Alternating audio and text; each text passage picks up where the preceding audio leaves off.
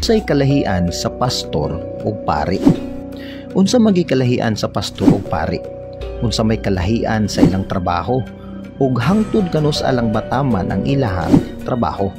Pipila lamang kana nga matubag nato niini nga video. Sumala pa sa usa ka pari para niya mao daw kini ang kalahian sa pari ug sa pastor. Unsay kalainan sa pastor ug sa pari? Ang pari, tanang pari, pastor. Pero di tanang pastor, pari.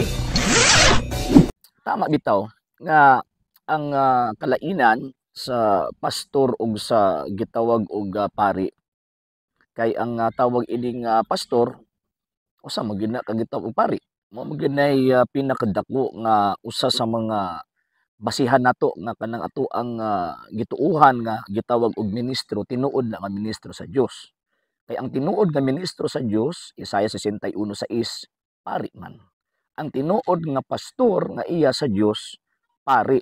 So pag naay gitawag og pastor nga dili gani na pari, kung imuhang tanaawon ang balaang kasulatan bisat makapila ninyo na i-deny, magpabilin na kanang inyohang gipasakupan nga pundok, kanang inyohang gituuhan nga pari, pastor, nya pagkahuman dili pari, bugos gyud na, dili gyud na mahitabo nga mamahimo ng gitawag og tinuod. Atong tanaw ng Biblia kung tinuod ba ning iyang gipangstorya. Number 1, nagkalahi sila sa ilahang functions.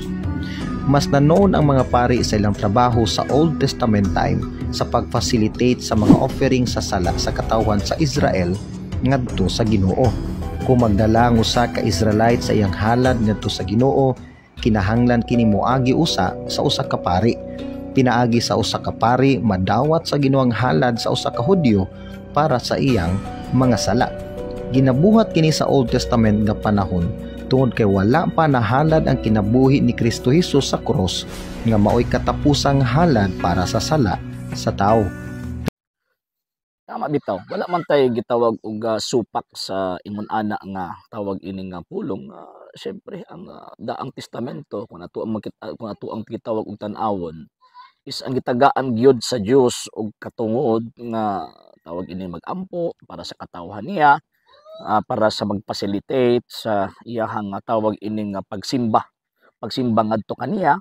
Tanan gitagaan sa Dios og katungod nga mohimo ni ana is ang mga pari. Muna kaniadto ang mga pari is dako kaayo og function sa gitawag og faith. Pero natingala ko kay ginakutlo ning atong amigo ang tawag ini nga function sa mga pari kaniadto. Pero nganong wala niya gikutlo ang gitawag og mga pastor. Nabi mga pastor kaniadto. Kay ang iyahang gitawag og punto or ang ilahang punto sa mga amigo nato nga mga dili katoliko nga siyempre lahi daw kuno ang function sa pari ug sa gitawag ug sa pastor, pero karon pari lang ang iyang gi-quote sa gitawag og Old Testament, dapat duha.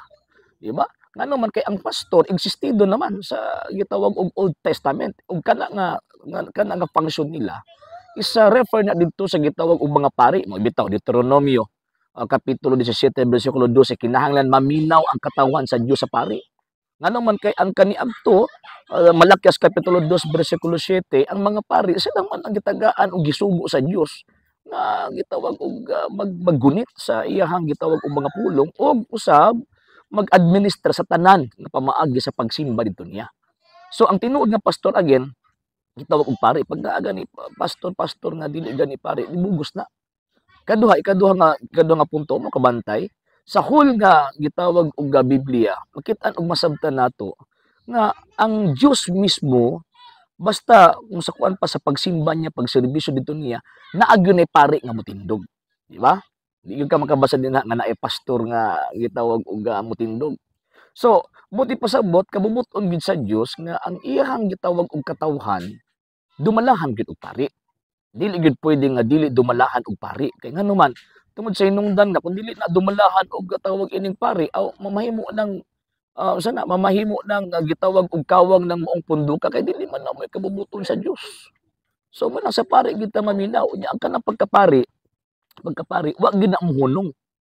Nahunong man ang function sa mga pari sa mga Hudyo. Pero ang pagkapari isip pag-alagad pagsimba ngadto sa Ginoong Dios wa gyud na mohunong hangtod karon. Manang giingon ni San Juan, Revelation chapter 1 verse 6, kay Gihimo kita, gitukod kita niya ngaging harian sa mga pari aron pag-alagad ug pagsilbi sa Dios.